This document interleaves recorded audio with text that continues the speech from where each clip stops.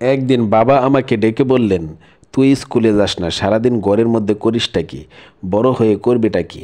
আমি বাবাকে বললাম, বিজ্ঞানী হতে হলে স্কুলে যাওয়া লাগে না, আমি বিজ্ঞানী হব, তাই ঘুম নিয়ে গবেষণা করছি।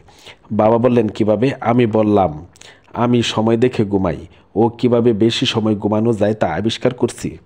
কিভাবে ঘুমালে ভালো ঘুম হয় আর কোন টাইপের বালিশ ও বিছানা হলে ভালো ঘুম হয় এগুলো নিয়ে গবেষণা করা দরকার।